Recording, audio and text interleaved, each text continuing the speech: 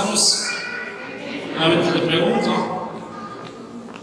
Me da gusto, realmente mucho gusto estar entre ustedes y compartir nuevamente la palabra y esperando y deseando que sea de gran bendición a nuestra vida, a nuestros corazones.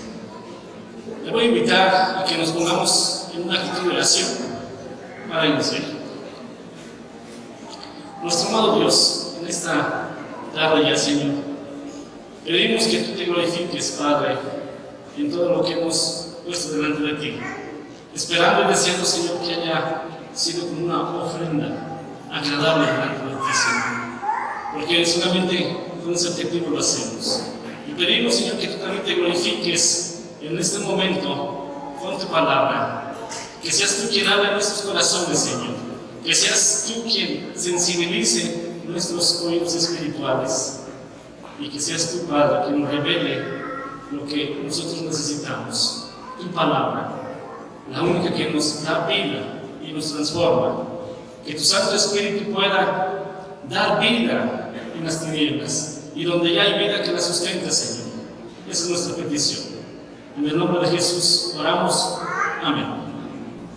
Si yo le pidiera en esta mañana, hermano, que hiciera una lista de todos los problemas que tiene en este momento, problemas de cualquier índole, como económico, familiar, de salud, y que si yo le pido que usted los ponga en orden de importancia, ¿cuál colocaría en primer lugar? Piénselo por un momento. ¿Cuál dirías que es tu más apremiante problema de esa lista? De otra manera, si Dios te prometiera hoy resolver uno de tus problemas, ¿cuál sería tu primera opción? ¿La estamos haciendo? ¿La tiene? ¿Cuál es su problema más urgente? Le voy a invitar a que vayamos al Evangelio según San Marcos. Vamos a ver dos eventos de nuestro Señor Jesucristo, dos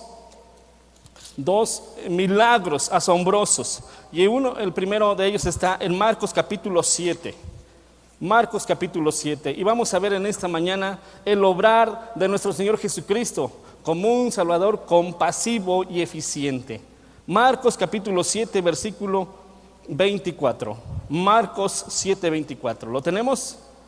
Si usted no trae una Biblia, puede acercarse, o hermanos que traen su Biblia, acérquese con quien no la tiene. Si no, usted puede observar detrás de mí.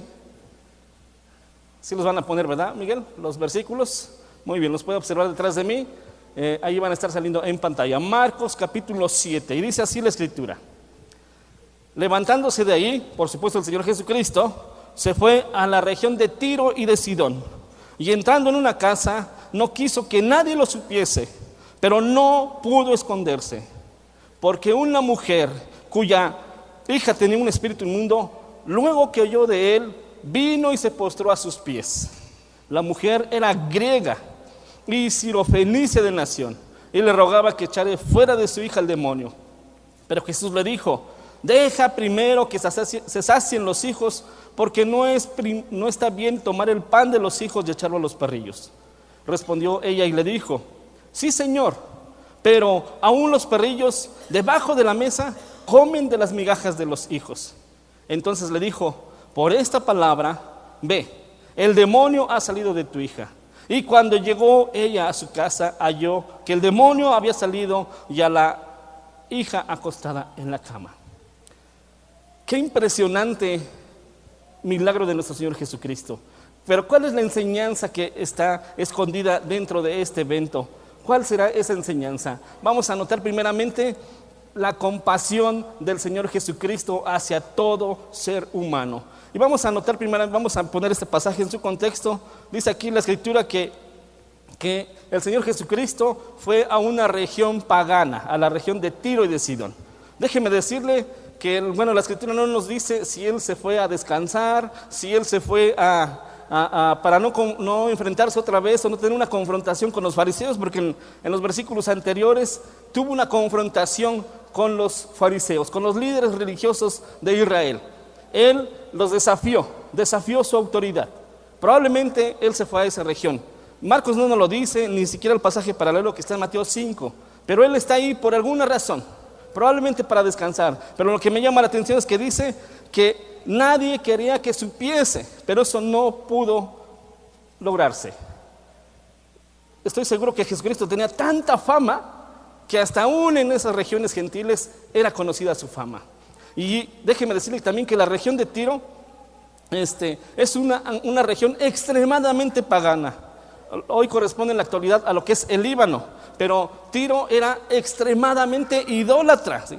Tanto que Tiro exportó en el Antiguo Testamento la adoración a Baal a la nación de Israel. Usted recuerda en el Antiguo Testamento cómo los hijos de Israel se inclinaron a los Baales, pues gracias a estas personas de la región de Tiro. ¿Usted sabe de dónde era Jezabel? La mujer más perversa de la Escritura era de Tiro. Pero aquí nos está diciendo que el Señor Jesucristo, ¿en dónde está? En una región extremadamente pagana. Yo creo que en contraste con lo que sucedió antes, con esa confrontación de aquellos supuestos hombres piadosos, y eran los líderes judíos, los líderes religiosos, los famosos fariseos. ¿Por qué? Creo que Marcos quiere llevarnos a un punto crucial en la vida del Señor Jesucristo. ¿Y por qué crucial? Porque el Señor Jesucristo tiene una gran lección para todo el pueblo gentil, y lo hace a través de con esta mujer. Y esa es la segunda observación que quiero hacer. Dice ahí la Escritura que había una mujer cuya hija tenía, que dice, un espíritu inmundo. Eso significa que esta mujer, que era gentil, porque nos dice la Escritura que era griega, eso indica que era gentil, pero tenía una gran necesidad. ¿Qué necesidad tenemos hoy? La Escritura nos dice que esta mujer tenía una gran necesidad. ¿Cuál era esa necesidad? Que su hija estaba atormentada por un demonio. Y esa mujer sabía quién podía ayudarle. Confiaba y hacia él se dirigió. ¿Quién es esa persona que podía ayudarle? El Señor Jesucristo. Si usted nota, incluso ahí en el encabezado de esa porción, ¿cómo se llama o cómo dice ahí su Biblia en el encabezado de esa porción? Dice la fe, ¿qué dice? De la mujer sirofenicia. La fe de la mujer sirofenicia. Por supuesto, aquí nos va a hablar de la gran fe que esta mujer manifiesta o externa delante del Señor Jesús, al grado de que el Señor Jesús es lo que le llama la atención y por eso se inclina a ayudarle. Pero antes de eso, hay algo que es como enigmático, porque vamos a notar que dice la Escritura que esta mujer acudió a él, iba tras él, y en Mateo 15 dice que estaba detrás de él rogándole. ¿Eso qué significa? Que estaba constantemente, insistiendo constantemente. Incluso en Mateo 15 dice que los discípulos escucharon que la mujer le gritaba, le decía, hijo de David. Y los discípulos dijeron, por favor, atienda a esa mujer. Pero el Señor Jesucristo dijo, no. Eso es algo impresionante, porque el Señor Jesucristo siempre lo hemos visto ayudando a todos los que van hacia Él. Pero ahora en esta ocasión dice no, y incluso aquí el Señor Jesucristo le dice en el versículo 27, pero Jesús le dijo, deja primero que se sacien. ¿Quiénes? Los hijos, porque no está bien tomar el pan de los hijos y echarlo a ¿quiénes? A los perrillos. Algo que también me llama la atención es que esta mujer, Marcos nos dice que era sirofenicia. ¿Sabe por qué Marcos le dice así? Porque esta mujer era terriblemente pagana, groseramente pagana e idólatra. Pero el Señor Jesucristo es compasivo con cualquier persona, no importa su trasfondo. Pero rayos, caracoles, el Señor Jesucristo parece que no quiere ayudarle. No quiere ayudarle. ¿Y cómo sabemos eso? Pues porque aquí se ve, dice, deja primero que se sacien ¿quiénes? Los hijos. Porque no está bien tomar el pan de los hijos y echarlo a ¿quiénes? A los perrillos. ¿Qué significa eso? ¿Qué implicaciones tiene esa parábola o esa ilustración? ¿Qué es lo que el Señor Jesucristo trata de decirle a esta mujer? Lo impresionante de esto, mis queridos hermanos y amigos, es que el Señor Jesucristo, la mujer inmediatamente responde, y vea cuál es su respuesta, y ahí lo vamos a entender. Respondió ella y le dijo en el versículo 28, sí, Señor, pero aún los perrillos debajo de la mesa comen de las migajas de los hijos. ¿Qué palabras son esas? Déjeme decirle que esta mujer, y dicen algunos comentaristas que por primera vez, después de que el Señor Jesucristo enseña con una parábola, hay una persona que entiende la parábola que Él enseñaba. Porque esas palabras corresponden a la enseñanza que Él está dando anteriormente. ¿Y por qué digo esto? Porque usted recuerda que cuando Jesús enseñaba por parábolas, y aún los discípulos que entendían todo completamente, no entendían todo completamente. ¿Qué tenían que hacer los discípulos después de que daba la enseñanza de las parábolas? Aparte, ¿qué hacían con el Señor Jesús? Por favor, explícanos la parábola. Pero aquí no. ¿Qué significa entonces? Fíjese bien. Deja primero que se sacien los hijos. Primeramente, creo que el Señor Jesucristo le está diciendo a esta mujer que hay un orden en este proceso de las buenas nuevas de salvación o del evangelio del reino. ¿Quiénes son los hijos? Pues Jesucristo primeramente fue enviado al pueblo de Israel. Es ahí donde se iba a predicar. Si no, acompáñenme allí en Lucas 24:46 para afirmar lo que estoy diciendo.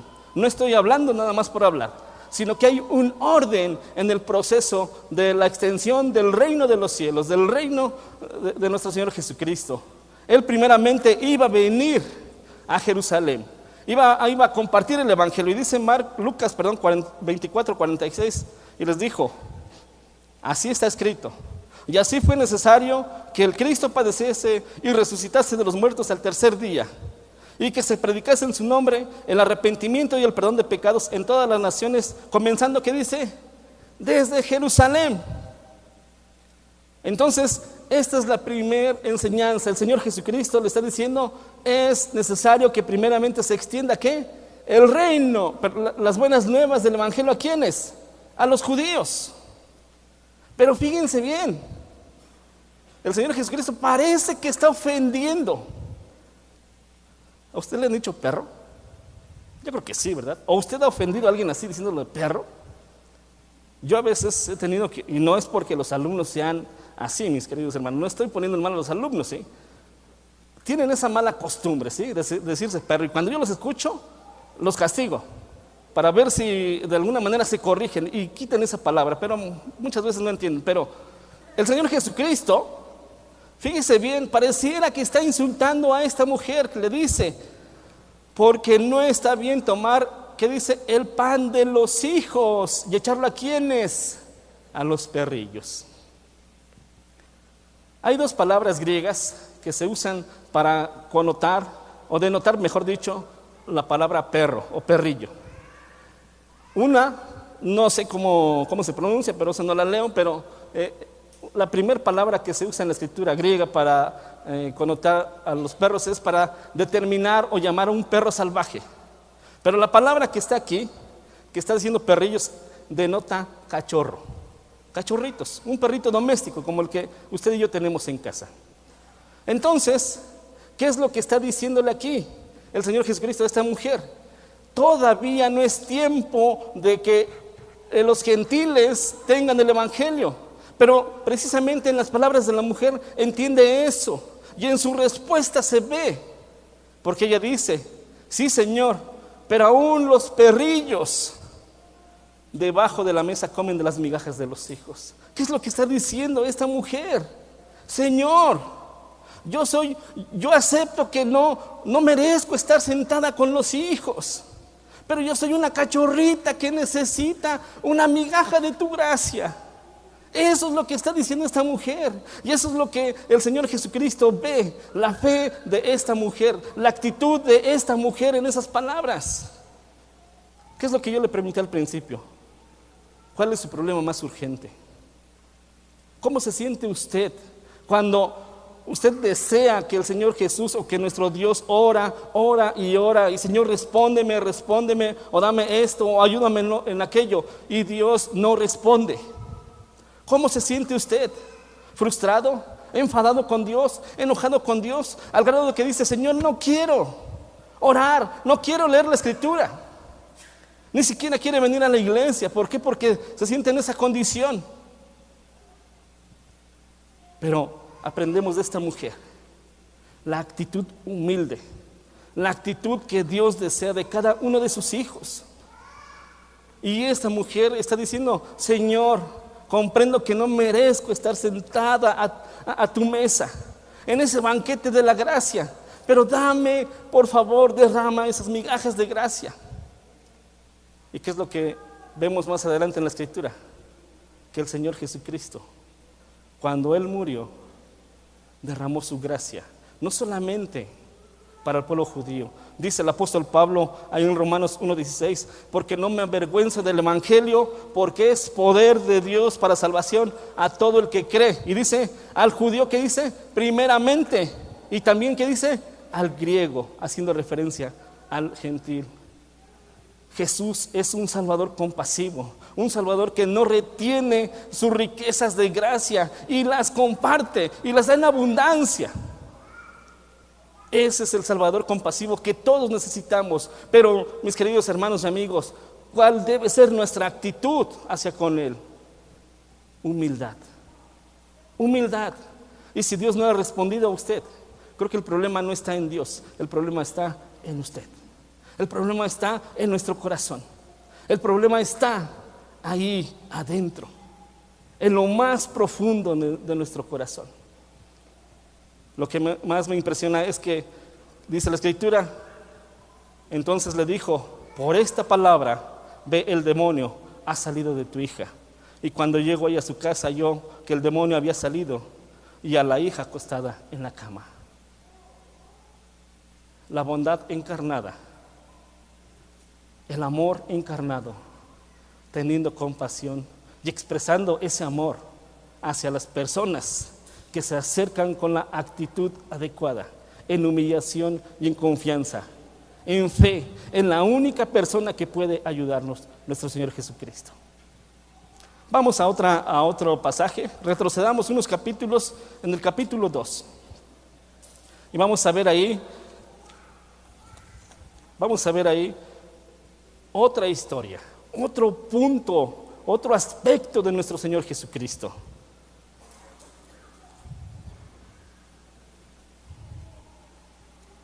Y está en Marcos capítulo 2. Vayamos ahí, vamos a leer de manera rápida este pasaje porque el tiempo ya nos apremia. Y dice así: entró Jesús otra vez en Capernaum, después de algunos días, y se oyó que estaba en casa, e inmediatamente se juntaron muchos, de manera que ya no cabían ni aún a la puerta, y les predicaba la palabra. Entonces vinieron a él unos trayendo un paralítico, que era cargado por 4, y como no podían acercarse a él a causa de la multitud, descubrieron el techo de donde estaba, y haciendo una abertura, bajaron el lecho en que yacía el paralítico. Al ver Jesús la fe de ellos, dijo al paralítico: hijo, tus pecados te son perdonados. Estaban ahí sentados algunos de los escribas, los cuales cavilaban en sus corazones: ¿por qué habla este así? Blasfemias dice. ¿Quién puede perdonar pecados sino solo Dios? Y conociendo luego Jesús en su espíritu que cavilaban de esta manera dentro de sí mismos, les dijo: ¿por qué caviláis así en vuestros corazones? ¿Qué es más fácil decir al paralítico: tus pecados te son perdonados? O decirle: levántate, toma tu lecho y anda. Pues para que sepáis que el Hijo del Hombre tiene potestad en la tierra para perdonar pecados, dijo al paralítico, a ti te digo, levántate, toma tu lecho y vete a tu casa. Entonces él se levantó enseguida y tomando su lecho salió delante de todos, de manera que todas se asombraron y glorificaron a Dios diciendo: nunca hemos visto tal cosa. ¡Wow! ¡Qué impresionante! ¡Qué glorioso! Pero ¿cuál es la enseñanza? Vamos a descubrirla. Vamos a notar primeramente que Jesús tiene un encuentro providencial con este hombre. Este hombre, por supuesto, si lo traemos a nuestro contexto, pues este hombre no estaría sufriendo tanto como lo expresa aquí Marcos, ¿Por qué? Porque este hombre en aquellos tiempos no había neurocirujanos, no había un especialista que pudiera operarle y devolverle, aunque fuera un poco de movilidad, o también tratar de alguna manera su dolencia, ¿sí? O algo que calmara su dolor y sus molestias. O tampoco había un fisioterapeuta que pudiera ayudarle, ni siquiera tampoco había una silla de ruedas con la cual se podía transportar. Estoy seguro que este paralítico, desde que se despertaba por la mañana y se dormía por la noche, él no tenía otra cosa más que mirar al techo. A menos que alguien se compadeciera de él y lo cambiara de posición o lo moviera a otro lugar. También estoy seguro que cuando su familia se iba al mercado o salía a la calle, él se quedaba ahí sin poder moverse. Cada día la misma monotonía, cada día el mismo escenario, el mismo aislamiento. Tirado en el suelo, en una litera, semana tras semana, mes tras mes, año tras año, teniendo que depender completamente de otros para suplir cualquiera de sus necesidades, por más que pequeña que fuera. Este hombre necesitaba ayuda para vestirse, también necesitaba ayuda para bañarse, necesitaba ayuda incluso para hacer cualquiera de sus necesidades fisiológicas. Por eso alguien describió la condición de este hombre a través de un conjunto de palabras que nos dan una idea aproximada de su condición emocional. Dependencia, humillación, confinamiento, aburrimiento, soledad, frustración, vergüenza y desesperación. ¿Puede imaginarse cómo se sentía este hombre? De manera que el problema de este hombre era más que evidente. Este hombre estaba paralítico. Y estoy seguro que si él hubiera escuchado la primera pregunta que hice al principio, si tuvieras que hacer una lista de todos los problemas que tienes en este momento, problemas de cualquier índole, económico, familiar, de salud, y que los pongas en orden de importancia, ¿cuál colocarías en primer lugar? Este hombre respondería: mi problema más urgente es que no puedo caminar y que no existe la menor posibilidad de que alguna vez yo pueda hacerlo. Pero de repente aparece un hombre llamado Jesús, en la misma ciudad donde vivía el paralítico, en la ciudad de Capernaum, haciendo milagros extraordinarios. Así que por primera vez este hombre vislumbra un rayo de esperanza. Hay una pequeña luz al final del túnel. Sobre todo porque este hombre contaba con 4 amigos, un grupo de amigos que son capaces de hacer lo que fuera para llevarlo hasta Jesús. Pero, así que estos amigos, ¿qué es lo que hacen? Ponen un plan en marcha. Están dispuestos a hacer lo que sea por llevar a Jesús a este hombre. Pero cuando llegan, dice la Escritura, que el lugar no se podía penetrar. El lugar donde estaba el Señor Jesucristo era una casa. Y se encuentran ¿con qué? Con una valla humana, una muralla humana. Pero estos hombres, ¿qué es lo que los movía? Era la fe en Jesucristo. Era la fe en el objeto correcto. ¿Nota usted esa gran enseñanza? Porque usted no ha escuchado: la fe mueve montañas. No te preocupes. No importa cuán grave o cuán grande sea tu problema, lo importante es tener fe. Pero ¿cuál es la diferencia con lo que dice la Escritura? Pareciera que esas frases determinan que la fe tiene poder en sí mismo, pero estamos viendo en este momento que no. Que la fe debe estar en el objeto adecuado. ¿Y qué es lo que hacía a estos hombres actuar? Su confianza ¿en quién? En Jesús. Y así lo hicieron. Porque como lo hemos leído, relata que ellos subieron al techo e hicieron un agujero o un hueco por el techo. Bueno, podemos notar que los techos no son como ahora. En aquel tiempo no eran como ahora. Pero las casas en Israel o en Jerusalén estaban pegadas una de otra. Algunas tenían una escalera en la parte exterior y estaban pegadas una de otra, que uno podía llegar al techo de una y la otra simplemente subiendo a la terraza y brincar de un lado al otro. Y estoy seguro que eso es lo que hicieron estos hombres, o no lo sé. Pero el punto es que ellos estaban dispuestos a que ese hombre llegara con Jesús. Imagínense, dice la Escritura que el Señor Jesucristo estaba predicando. Imagínense estar predicando y de repente que le comienza a caer encima tierra y polvo. ¿cuál sería nuestra reacción? ¿Qué diríamos? ¡Ay, no están molestando! Necios o no sé, ¿por qué están haciendo eso? Pero la reacción de Jesús no fue esa. ¿Qué dice la Escritura? Que vio la fe de ¿quién? De ellos. La fe. ¿Qué es lo que dice la Escritura a continuación? Que este hombre lo bajaron. Lo bajaron. ¿Qué esperaría toda la gente cuando ven a este hombre paralítico delante del Señor Jesús? ¿Qué esperaría? ¿Cuál es lo más lógico que sucedería o que esperaríamos? Si este hombre está paralítico y lo llevan a Jesús, el único que puede sanarlos, ¿qué es lo que esperaríamos que sucediera? Pues que fuera sanado, ¿o no? Pero la historia dice lo contrario. ¿Qué es lo que dice la Escritura? Dice, al ver Jesús, en el versículo 5, la fe de ellos, dijo al paralítico: hijo, tus pecados te son perdonados. Imagínense. ¿Qué pensó el paralítico? ¿O qué pensaron esos hombres?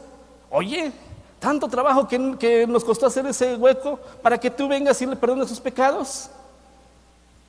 Es algo ilógico, ¿no lo creen? Pero esa es nuestra lógica humana. ¿Sabe por qué? Porque lo que yo puedo leer es que según Jesús, el problema más urgente de este enfermo, de este hombre que no se puede mover, ¿sabe cuál es? Su pecado. Es el pecado. Y no es esa enfermedad. Es su pecado. Y cuando digo de su pecado, no estoy diciendo que matar, chismear, envidiar, codiciar. No estoy diciendo eso. Estoy hablando del pecado que es la naturaleza, que se manifiesta en darle la espalda al Creador, que se manifiesta en la autosuficiencia, que se manifiesta en ofender al Creador. Ese es el pecado al que me refiero, y que nos hace merecedores de la ira de Dios, y que es la fuente de todas las expresiones pecaminosas que nosotros comúnmente solemos hacer. Es esa la necesidad más grande, el problema más urgente que tiene este hombre, y Jesús lo sabía. Por eso Él le dijo: hijo mío, tus pecados te son perdonados. Lo que me llama la atención es que en Mateo capítulo 9 dice la expresión: hijo, anímate, tus pecados te son perdonados. La expresión anímate significa gózate, alégrate, que tus pecados te son perdonados. Qué impresionante, qué glorioso. Pero déjeme decirle que muchas veces nuestra actitud no es esa. Si nosotros tenemos un problema muy urgente, ¿cuál es nuestra mayor necesidad delante de Jesús? Que Él satisfaga, que Él provea, que Él me dé lo que yo necesito. Y que muchas veces decimos: ay, si yo tuviera una mejor esposa, ay, si yo tuviera un mejor esposo, ay, si yo tuviera un mejor carro, ay, si yo tuviera unos mejores hijos, ay, si yo tuviera una mejor escuela. ¿Seríamos felices? ¿Estaríamos contentos? ¿Estaríamos alegres? ¿Estaríamos gozosos? Preguntémonos. Yo diría: ay, si los hermanos no se durmieran cuando predico, ¿verdad?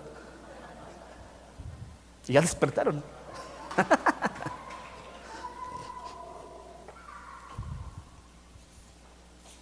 El problema más urgente de este hombre no era su condición física. El problema más urgente era su necesidad espiritual, su problema de pecado. Y fíjese lo que me impresiona, lo voy a volver a leer. En el versículo 6, estaban ahí sentados algunos de los escribas, los cuales, ¿qué dice? Cavilaban, ¿en qué dice? En sus corazones. Cavilaban, los fariseos. La palabra aquí cavilar es una palabra griega que denota diálogo, un diálogo interno. De hecho, es la palabra que se usa aquí con cavilar, de ahí viene nuestra palabra diálogo. Es un diálogo interno. Y notemos cómo el Señor Jesucristo, ellos sin haber dicho algo, sin haberlo expresado oralmente, Jesús, como Dios, conoce lo que ellos cavilaban, lo que ellos hablaban consigo mismos. Y déjeme decirle que todos tenemos esa habilidad. Todo el tiempo tenemos un diálogo interno, ¿o no? Todo el tiempo. Y es aquí donde el Señor Jesucristo los confronta y les dice, ¿por qué estaban ahí sentados algunos de los escribas, los cuales cavilaban en sus corazones? Y ellos decían, cavilaban de esta manera, ¿por qué habla así? Blasfemias dice. ¿Quién puede perdonar pecados sino solo Dios? Y conociendo luego Jesús en su espíritu que cavilaba de esta manera, dentro de sí mismo les dijo, ¿por qué caviláis así en vuestros corazones? Y después el Señor Jesucristo los confronta con una pregunta enigmática. Dice, ¿qué es más fácil? Decir al paralítico, tus pecados te son perdonados, o decirle, levántate, toma tu lecho y anda. Mire, esta es una pregunta que probablemente puede darnos a muchas enseñanzas, pero yo estoy seguro que el Señor Jesucristo, independientemente de la interpretación tradicional, quiere llevarnos un poquito más allá, llevarnos a entender lo siguiente con esta pregunta. Porque, ¿qué es más fácil decirle, tus pecados te son perdonados? Porque nadie puede ir al cielo y buscar ahí en los folios divinos y decir, verdaderamente sus pecados son perdonados, ¿no? No. Lo que el Señor Jesucristo quiere hacernos notar es que, aparte de que el problema más urgente es nuestro pecado, Él es el Salvador eficiente para ello. Él puede perdonar ese pecado. Y fíjese contrastándolo con lo que dicen los fariseos. Bueno, ¿quién es este hombre que perdona pecados? Déjeme decirle que eso era razonable. Estaban en lo correcto. ¿Por qué? Porque no se puede comparar ningún hombre con Dios. Sin embargo, este hombre lo estaba haciendo, Jesucristo. Y si lo estaba haciendo era ¿por qué? Porque realmente Él es Dios. Jesucristo es Dios. Y dice la Escritura en el Salmo 51 que todas las ofensas, bueno, David lo decía así cuando después de haber pecado con esta mujer, no recuerdo, Elizabeth se llamaba, ¿sí? Elizabeth, y también haber asesinado a Urías y haber engañado al pueblo, después de que se arrepintió, ¿qué dijo? Contra ti solo he pecado, Dios. ¿Y qué nos indica? Que el pecado es ¿contra quién? Contra Dios. Y después en otro salmo dice que Dios es el único que puede perdonar pecados. Entonces, ¿qué es lo que está afirmando Jesucristo con esto?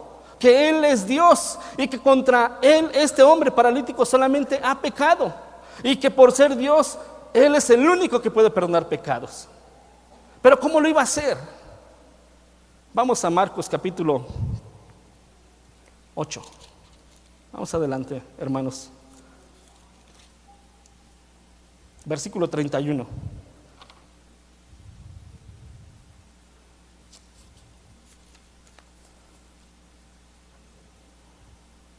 A lo largo del Evangelio no nos dice con detalle esto que yo estoy mencionando, pero podemos descubrirlo en algunos puntos como este.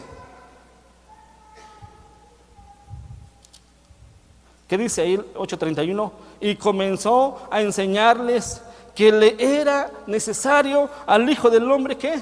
Padecer mucho y ser desechado por los ancianos, por los principales sacerdotes y por los escribas, y ser muerto y resucitar, ¿qué dice? Después de 3 días. Muchas veces me pregunto, ¿cómo Dios perdonó a los santos del Antiguo Testamento? ¿Cómo pudo haber experimentado ellos el perdón de Dios si Jesucristo aún no había venido a morir? La razón es muy simple y se lo voy a ilustrar con esto. Cuando nosotros vamos a comprar un televisor, una pantalla, no lo sé, muchas veces no está el efectivo. Entonces, ¿qué usamos? Nuestra tarjeta.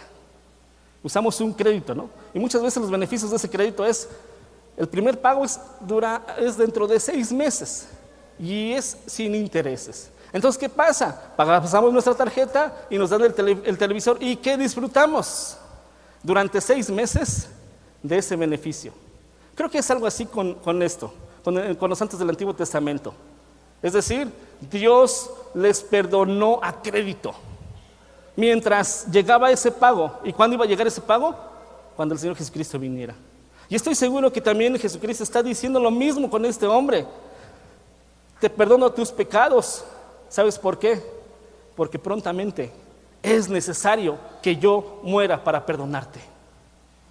Y muchos me van a preguntar, bueno, entonces ¿por qué le sanó después? Pues precisamente por eso, mis queridos hermanos. Solamente esa sanación es por el poder que Dios tiene, por el poder que Jesucristo tiene para perdonar pecados. Es una manifestación de su poder. Porque de otra manera, si este hombre hubiera sido sanado sin que Jesús le perdonara sus pecados, ¿cómo sería? ¿Cómo hubiera sido? Estaría condenado al infierno. Pero aquí vemos que este hombre fue sanado después de que Dios le perdonó sus pecados. Fue sanado. Y aunque fue sanado y restaurado en sus músculos se fortalecieron y salió caminando, este hombre tuvo que morir. Otra vez. Tuvo que morir, tuvo que enfrentarse a la muerte física. Pero, ¿qué es lo que tenía garantizado? La vida eterna. Tenía garantizado el estar delante de la presencia de nuestro Señor Jesucristo eternamente.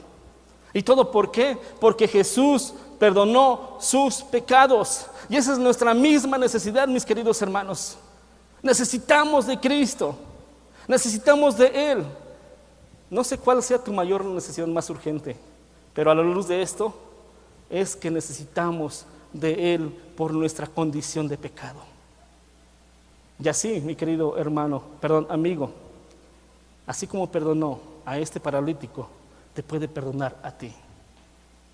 Hemos visto que lo que tú necesitas ahorita, de lo que estás más urgente, tal vez económico, familiar, enfermedad, no lo sé, no es tu necesidad más apremiante, es tu condición de pecado.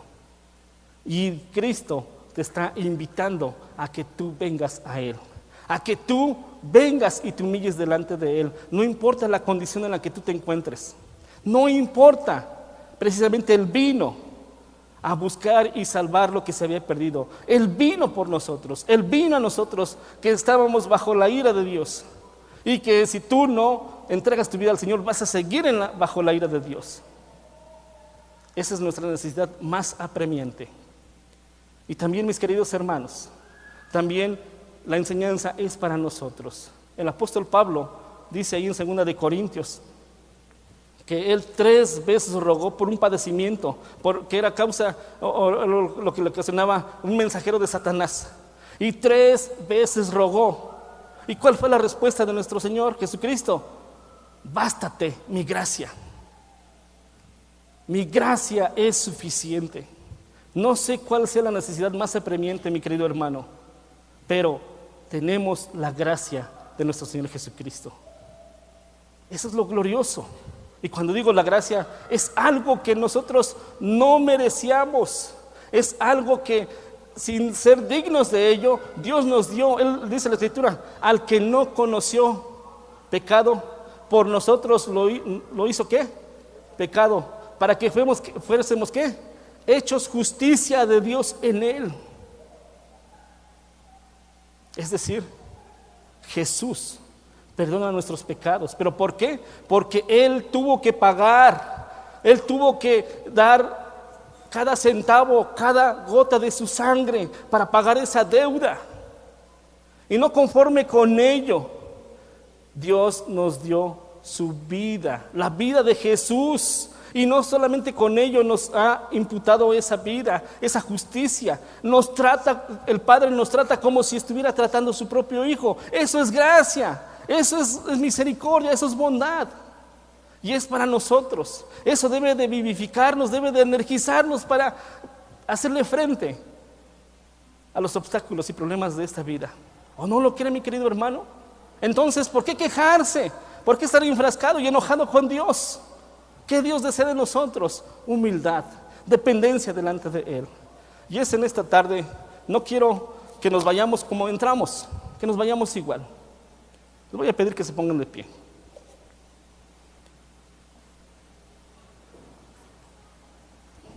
No sé cuál sea tu problema más urgente, pero si es así, tienes un problema, yo te invito a que tú pases aquí al frente. Pasa aquí. No sé cuál sea tu necesidad, pero si es algo físico, algo económico, pasa aquí.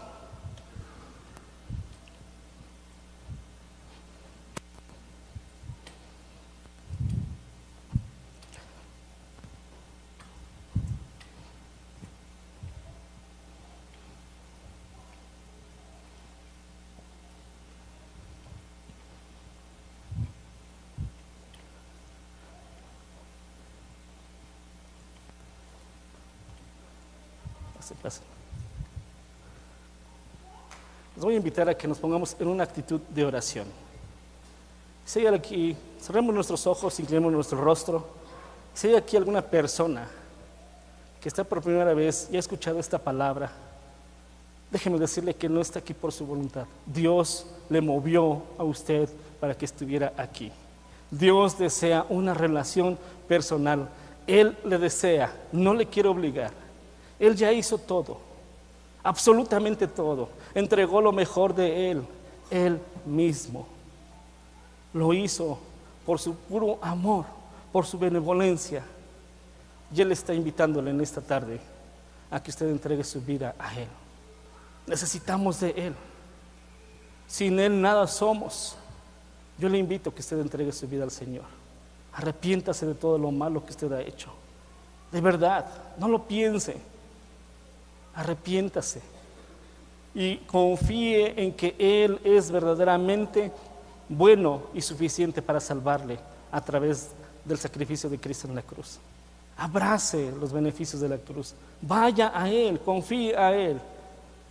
Y los demás, estoy seguro que vivimos bajo esa gracia. Día a día nos movemos en ella. Y si la hemos descuidado, que Dios así nos lo haga saber y nos reprenda. Y de igual manera, estoy seguro que hay más necesidades, tanto físicas, económicas, no lo sé. Pero queremos pedir al Dios de la gloria, al Dios suficiente, al Dios grande y extraordinariamente bueno que nos ayude. Amado Dios, de verdad, Padre, estamos delante de ti, reconociendo nuestra condición, Señor.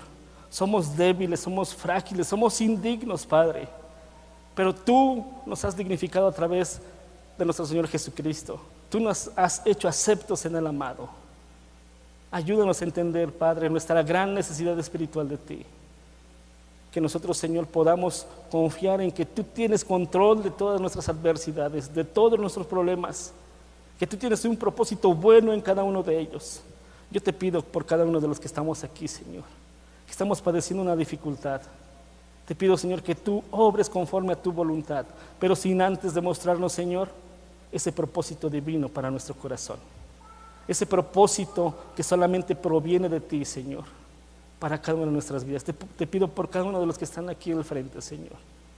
Y de igual manera por aquellos que están aquí y que han escuchado esta palabra. Te pido, Señor, que tu Santo Espíritu les convenza y les traiga a la luz admirable de nuestro Señor Jesucristo. Bendícenos, Señor, con lo que te pedimos. No permitas que nos alejemos más y más de ti, Señor. Padre, ¿a quién más iremos si solamente tú tienes palabras de vida eterna? En el nombre de nuestro Señor Jesucristo oramos. Amén.